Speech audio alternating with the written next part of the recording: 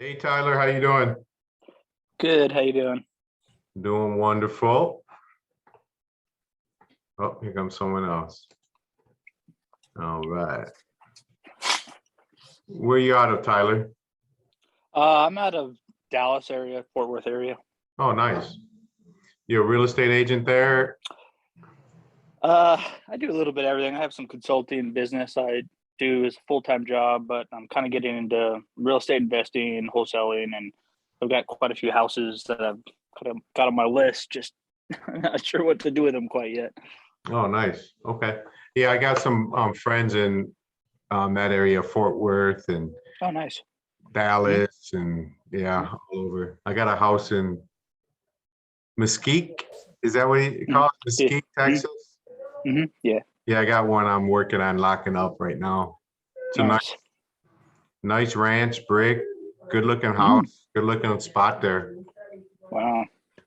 so Awesome. are you familiar with wholesaling? I have a different investor course that I've been doing the last month or so. So I'm familiar with it, but I haven't done a whole lot of deals or anything yet. I've just been kind of doing driving for dollars and finding some places. And I found two places here in town, and both of them are vacant, and they're decent houses, but they've just kind of been abandoned. So Awesome, awesome. So what course who's your guy that you're talking to? it's through Faster Freedom. It's Sam Prim. He's out of St. Louis. I'm Oh, not sure if you'd heard of him or not, but I haven't, but that don't mean anything. It's about taking action. It sounds like if you're driving for dollars, that's the first step. Try not to think of anything else regarding wholesaling, but getting addresses and getting their hmm names and their phone numbers. And that's what hmm we go over today it's simple awesome. stuff, but it's calling people, what do you say when you call them? Yeah, There's no need to try to figure out, well, I'll get into that in a minute. yeah. Abraham, Yeah, that's kind of the spot I'm stuck on anyway, so that's all good. yeah, yeah.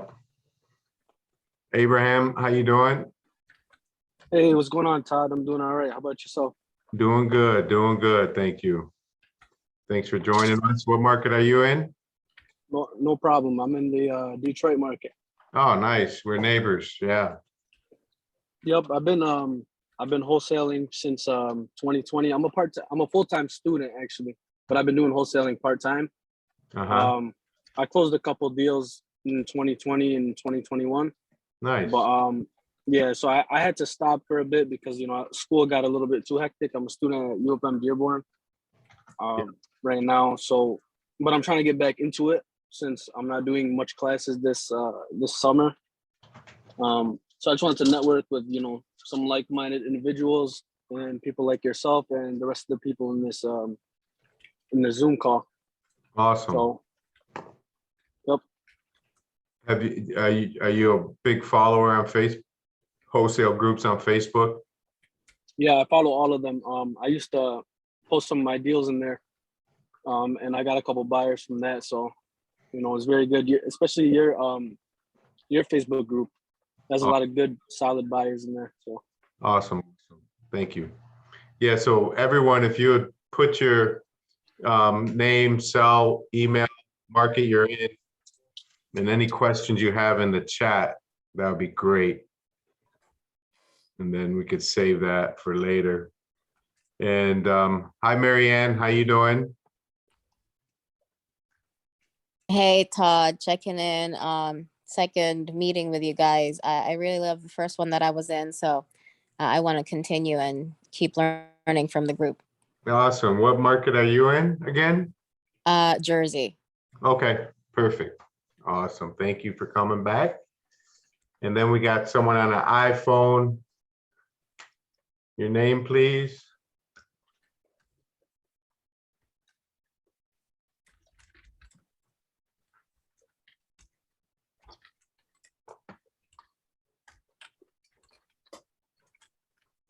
When you get a chance, if you could talk, that'd be great. If not, that's cool too.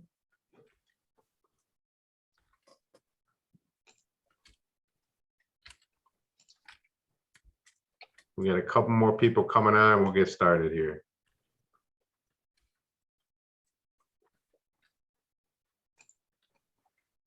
Awesome, awesome.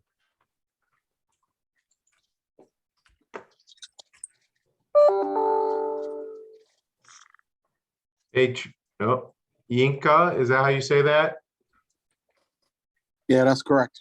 How you doing? Good. How are you? Great, thank you. What market are you in? What market as in, What area do you live in? oh, Dallas. Oh, nice. I was in Dallas a couple months ago. Oh, nice.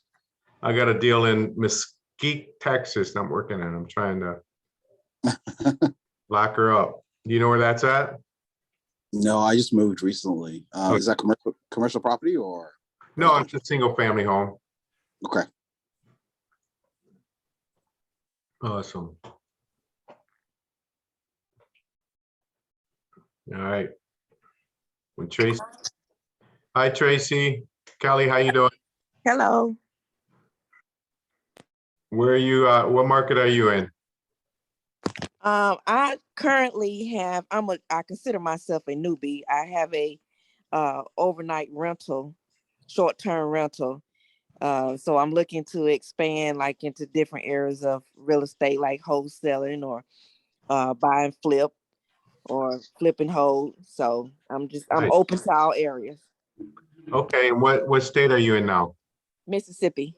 Okay, awesome, awesome, awesome. Yeah, so this is I'm gonna go do a short little you know, a little just I'm gonna talk about a script that I use when you know, when talking to sellers, and then we can answer any questions anyone has about anything in wholesaling. So if you have questions, you could write them in the chat and I could go through them, or you could just, you know, raise your hand and or just talk. That would be great too. All right, Mark, hey, Mark, you want to add anything? My name's Mark Maupin. I've been in the game a long time. I'm in Michigan, in Southeast Michigan.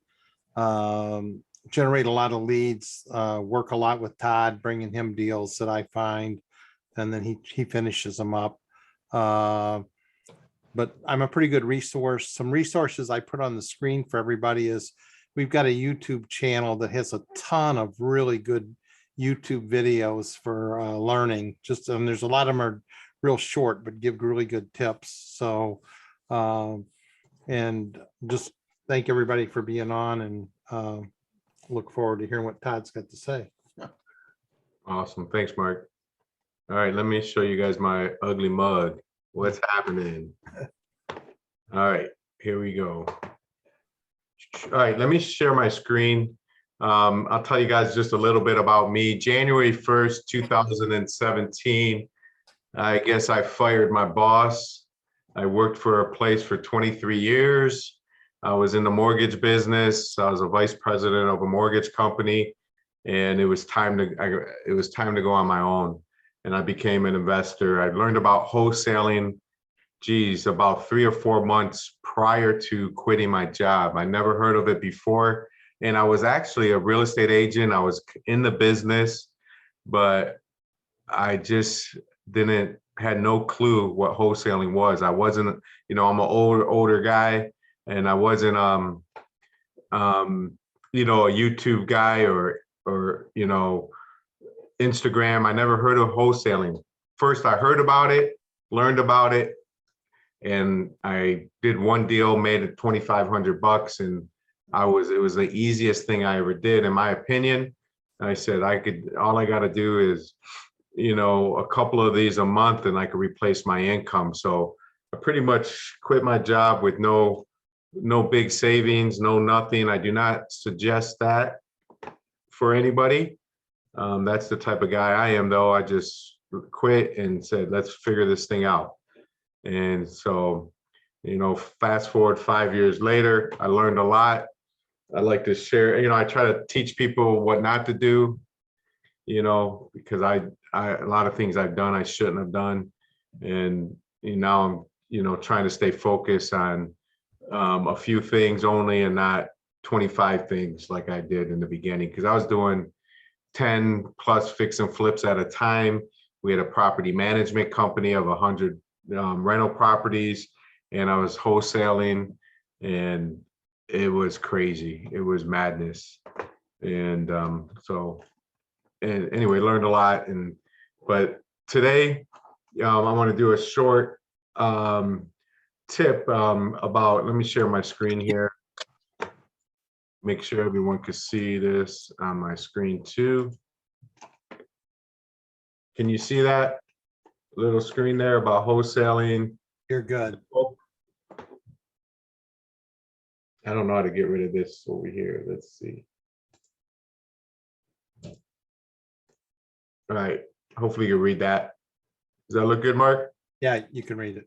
Okay, so a lot of things I talk about or teach or is stuff that I learned through different mentors or even different podcasts or books that I read. And this one was pretty recent, you know. A lot of these things I've already known and did, but something they pointed out that, you know, wholesaling is simple. Wholesalers are complicated. And that's really, that's what it boils down to. A lot of times, especially new wholesalers, or you start looking at a property, you start doing your due diligence to see what you could offer someone before you even talk to the seller. And that is no way to do it.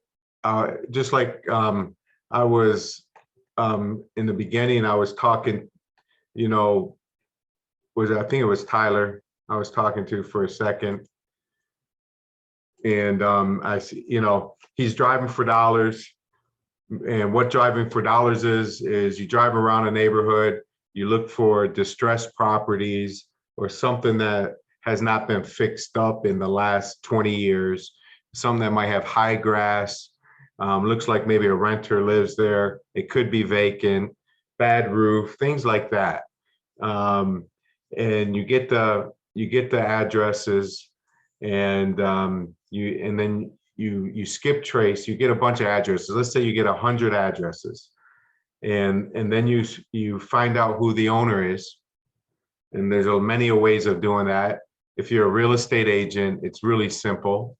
You could go to the public records. You could check the taxes and property taxes and see who the owner is of record. And then you skip trace to get their phone number. And I use a couple different skip tracing platforms. I use batch skip tracing. I also use Ben Verified, BEEN Verified. It's like one word, costs like $20 a month. And you could get the owner's information, and then you could get the kids' information, the uncles, the brothers, the sisters, the husbands, all of it. So that's a good one. And you can even go to freepeoplesearch.com and or the white pages premium and get their phone numbers. Okay. And so what you're trying to do when you call somebody is to qualify a call is you're trying to get the condition of the property, their timeline to sell, their motivation, and their price. Those 4 things, those are the things you need. At least get 3 of the 4. Sometimes you might only get 2 of the 4. But the more you get, the more you know about that lead and how good it might be. So this is a little template of like the 4 questions to ask every seller, you know, when you're talking to them on the phone. You like the condition, you know, the condition of the property. So just to give you a quick example, when you call somebody, you're not going to make them sell their house if they don't want to sell it. So there's no, you know, trickery to do something to make someone sell. So when I call someone, you know, they answer the phone, and I'm like, I tell them, I go, "Hi, ma'am, how you doing?" And I tell them who I am. A lot of times I don't ask for the person's name because it might be them, it might not. Like if I say, hi, am I talking to Mrs. Jones or Susan Jones? And they're all of a sudden they're gonna get defensive, like, who's this? Who are you? So sometimes then I don't even do that. I'll say, hi, ma'am, how you doing? My name's Todd. I'm a real estate investor. I'm calling regarding your property there on Pingree Street in Detroit. And I'm actually looking to buy another property in the next, really 1 or 2 more properties in the next 3 to 4 weeks. And I'm looking in that area. I was just calling to see if you're looking to sell, or if you might be interested in an offer, something as simple as that. Okay. And if they might, be interested, how'd you get my name? How'd you get my number? You get that a lot. And you say, actually, I was driving in the area and for some reason the house stood out. I looked at a lot of houses that day and I just thought maybe I go by houses that might be vacant. I just thought it might be something that someone might want to sell. And then I just get off the subject and say, have you thought about selling, in the next 30 to 60 days? And I try to get some motivation. We're paying, we pay cash, we close fast, and I'll give you a fair offer. And then you get them into there. If they say, let's say you get someone that, yes, tell me a little more, or what can you do? I say, okay, well, let me ask you a few questions, if I may, and I'll see what I could do. And now the property there on Pingree Street, I might ask them how many bedrooms it has, things like that. Ask them if this is a property they live in, or is it a rental, or is the house vacant? Okay. And then I would ask them, well, can you tell me a little bit about the condition? What remodeling have you done in the kitchen and the bathrooms in the last 5 years? And then let them talk. They say, oh, the kitchen's original, but we did, we put a new toilet in the floor. Okay, you put it, and then I kind of repeat what they say, I agree with them. And, I say, okay, you put okay, terrific. That's awesome. Well, is there any major issues with the property that I should be aware of? I might ask them that question. And then then I might ask them something else about the house. Okay. And then, just to let you know, Mrs. Smith, we typically close in 14 to 30 days. Does that work for you? And we're trying to get a yes answer on this. And so that's why I said, would that work for you? Well, I'm going to need some more time. I got to, get this, or I got to do that. I say, okay. So if they say no, then you say, well, how much time do you need? Okay. All right, 60 days. Yeah, definitely. We've done that. We help people like that. No problem. And then and I try to get something on the motivation, and sometimes you might get the motivation by talking about the condition. They might tell you, man, I had a renter in the property. I hate being a landlord. The renter's a headache, this and that. So you already know why they're a tired landlord, right? And so you might even ask them, if you don't get the motivation, well, if you don't sell the home now, what's your plan? What are you looking to do? They might say, oh, I'll just keep it. Or, I might fix it up and then sell it and things like that. And then the price is the most important thing that we're going to ask, try to get out of them. And, I always ask them, well, what would make you happy? What are you looking to get for the house? How much, stuff like that. How much you need to walk away after you pay everything off? All right. So those are some ways you could ask for that. And if they say, well, you called me, what offer? You say, well, then I might ask them a different way. I said, look, it's all about the numbers. And what I'm asking you, and I might ask them if they have a mortgage. They say, yeah, I have a small mortgage. I said, okay, well, in a perfect world, you pay everything off on the house, the water bill, the mortgage, all that's gone. And then how much left over once you pay everything off, and you walk away with that would make you feel good about, really good about. And you just try to get this number, out of them. And usually I would say 9 times out of 10, when I'm talking to someone that's motivated, they will give me a number. Okay, so that's really the important thing. You just got to ask, and so those are, if I get all those questions there, I'm a type of wholesaler. I still go to the house. I'm a local wholesaler. I'm not doing it virtually. A lot of people can do it. That's great. I've done it before. It's not hard. But what I do after I get all this information, I say, well, here's what I'd like to do, Mrs. Jones. I would like to make an appointment. It doesn't take long. I'll come out and look at the house. It takes me 5-10 minutes. And again, depending on the, if they live there, if it's vacant, or if there's a renter. And then, then I would explain to them how I'll do the appointment. An example, if there's a renter in the house, I'll say, I'm not going to say anything to the renter that you're thinking about selling it. I'll go in there as either an inspector or as your insurance guy or an appraiser, that I just need to look at, the windows, the furnace, the electrical work, things like that. But I won't tell them anything. You don't even have to be there. So if there's a renter, I don't really like the landlord to be there, because it doesn't give me an opportunity to try to talk to the to the owner or the seller, because they don't want me to talk in front of them. And I don't really want to sit outside and talk to them in the car, So, and sometimes I don't even give them an offer while I'm at the house. You got to feel if they're really motivated. Sometimes I'm gonna have to go back to my office. Let me, sit down, think, put everything down on a piece of paper, pull out everything, and then I could give you a call back. Will you be available later today? And then I'll just get it signed over. I'll send them a contract and get them to sign the contract over. Right from the I'll send it to them to e-sign pretty much.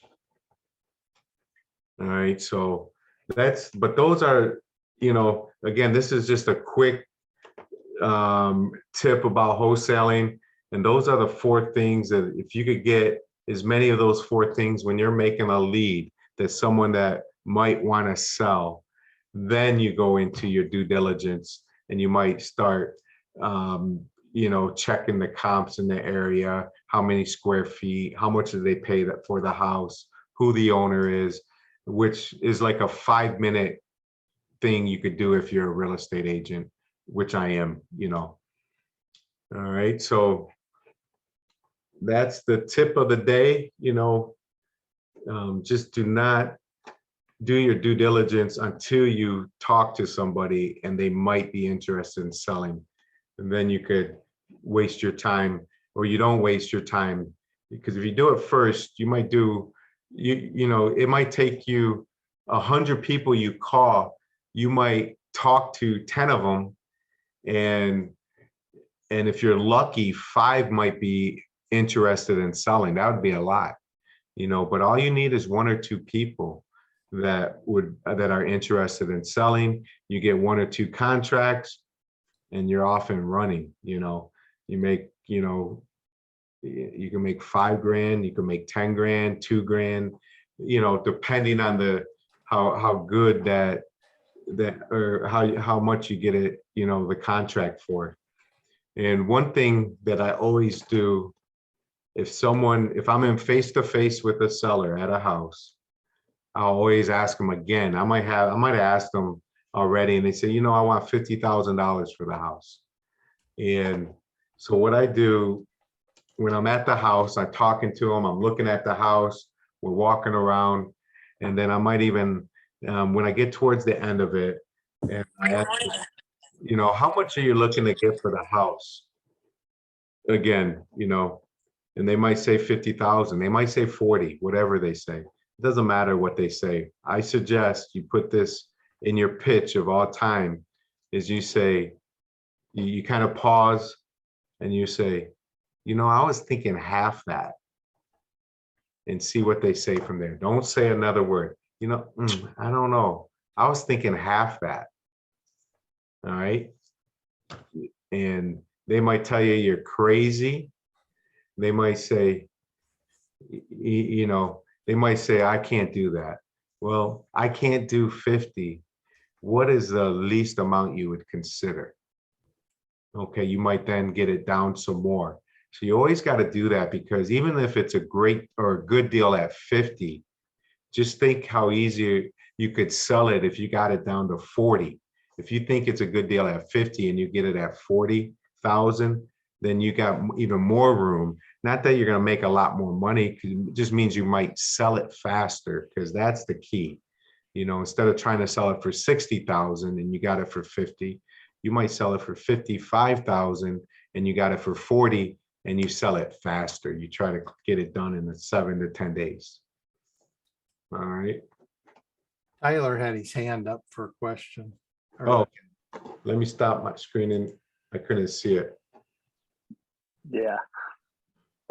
So I was just going to ask, so when you're kind of talking about prices, you said don't do any like due diligence ahead of time. You're more just trying to find out, you know, what are they trying to walk away with? You know, what is their expectations? Is that the kind of the conversation that you're having with them? Yeah, because you really don't even know if they want to sell. So really, you're just trying to find out if they want to sell, you know, if they're interested in selling. Because you could waste a lot of time trying to figure things out. Just while you're calling them, go on Zillow and just see what Zillow says. Not that that means a lot, but Right.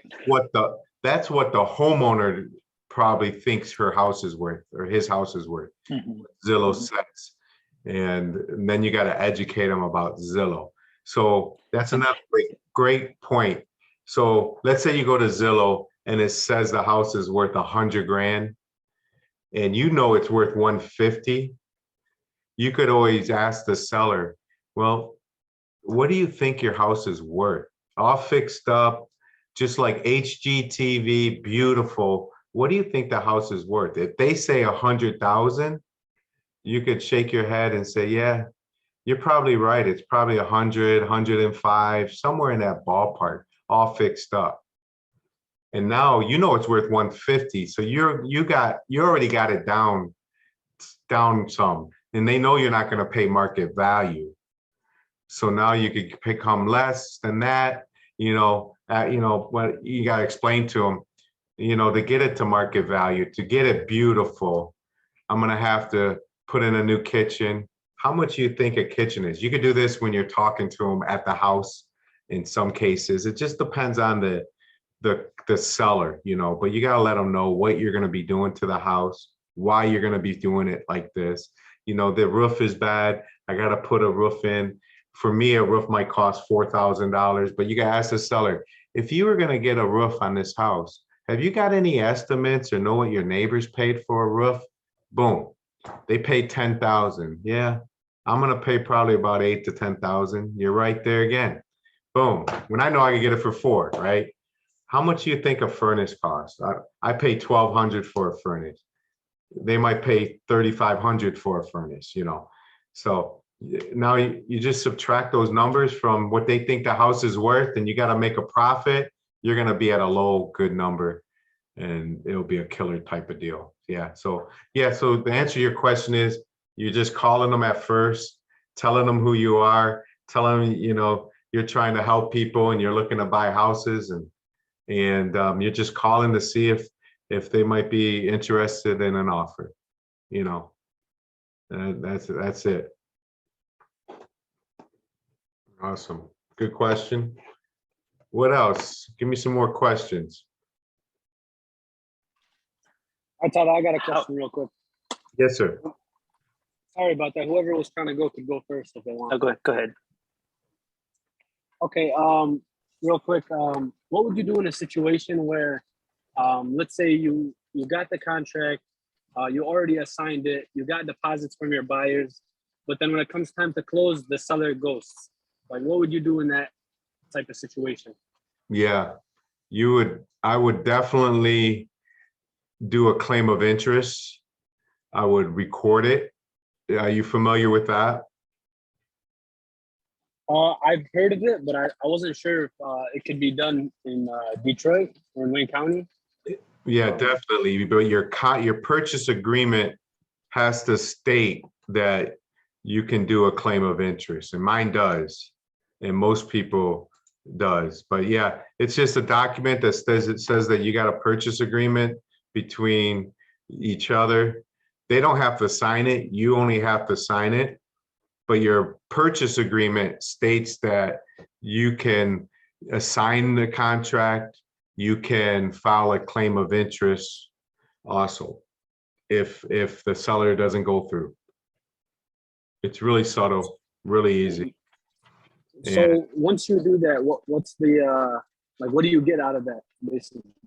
So once you do that, then you send it to all the title companies that you know that work with wholesalers. Because why did they ghost you? They could have ghosted you because another wholesaler offered them more money, and the seller might not have told them that you had a contract together, or the wholesaler says, screw that guy, I'm gonna pay you more money, which is not right. But and then you let all the title companies know that you got a claim of interest. Eventually it's gonna show on record. So when the title company pulls that title, they're gonna see your claim, and 6 months, 8 months, 12 months down, when they go to sell this house, they're gonna be calling you, and you can explain to them, look, I was buying the property and they wouldn't respond, and I was ready to buy. I was an able buyer. And they're gonna say, well, can you remove your claim of interest? You can say, yeah, for sure. But I could remove it for $4,000. Okay, say whatever number, grab any number you want to grab. This might have been a deal you're making $20,000 on. I would not suggest you say 20,000, because then they might take you to court, and then you're gonna be in court. But if you say a number that is just enough for them not wanting to take you to court, because it might cost them the same amount of money for an attorney and the time and the headache, and you might win, they might lose, or you might lose, they might win. You just say 3,000, 4,000, 5,000, whatever number you're comfortable with. And then you'll probably get a check when they close. The title company will hand you a check, and you'll sign a release of lien, but don't sign that release of that claim of interest until you have the money in your hand. Thank you for that, Todd. Just a follow-up question real quick. Once it's already assigned, am I able to do the claim of interest? Because it's already, the contract is technically owned by the buyers, right? So wouldn't they be the ones that have to do that? I guess, no, I wouldn't want them to do it, because you could do it on their behalf. Because they're gonna want their security, they're gonna want their EMD back. You still want the house, and you want money. So if they put a claim on it, they're not giving you any money then, they're gonna be the guys that they're gonna call later. So no, they wouldn't. I mean, they could, but it's really your purchase. I would do it, they got to contact you at the end of the day. Yeah. All right, that makes sense. Thank you so much. And if it's a deal that's, you don't want to be bothered with it. But again, if you don't have it in your purchase agreement, do not file a claim of interest. That's Slander of title, you'll end up losing. yeah, slander Yeah. of title. So I've done it where I lost my purchase agreement, didn't have proof of it, and it cost me in court. Right. I've been paid off years and years after I've sold a house or didn't sell a house, and they went around me, and they pick it up later and they call for a payoff. Todd's giving you really good advice on that. Yeah. Yeah. So that's that's the claim of interest. And Abraham, you're in Detroit, Michigan. You should come to my office sometime. Just, I could show you, I could give you a purchase agreement that I use. You could look at yours and assignment agreement and see what you like and don't like, use it. Definitely, for sure. When are you usually in your office? 'Cause I could drop by, sometime this week probably. Yeah, I'm going to the auction tomorrow morning, but I'm usually, if I'm not on appointments, I'm at my office. So just keep my number, send me a text. We'll meet up. Will do. Thank you. Hey, Tyler, did you have another question? No, I think you answered it already. Thanks. Okay. Awesome. Awesome. Any other questions? Mary Ann, Inka, Tracy? iPhone? Hey, I didn't get to properly introduce myself. This is Brian. Sorry about that. I couldn't figure out my microphone, but I'm Brian, and I'm in Denver, Nice. and I'm just getting started in the wholesale arena here in the Denver market. And so, yeah, this was good. I'll try to be here. You do this every week, right? Every Wednesday. Yep. We do Got it it. every Wednesday. And then we got a 4-part series about wholesaling. We already did 1, 2, and 3. It's every once a month. And you could go to our YouTube page, Mark Maupin's YouTube page, or Todd Vernon Chun's YouTube page to watch 1, 2, and 3. And Okay. July 7th will be the last one on that. And the Got it. YouTube channel's in the chat, so you'll see it. Yep. Yes. Okay, awesome. I appreciate it. Yeah, Thanks. everyone, make sure they have their information in the chat. And we can, that way, we could connect. Definitely. If you got any deals where you're at, or you need any help, feel free to reach out to me, or, someone in your local market, that is doing business, knows what they're doing. And, and you guys could work together for sure. All right. All right, last call for anything else. Then It's we're been gonna, good, Ben. Appreciate it. absolutely.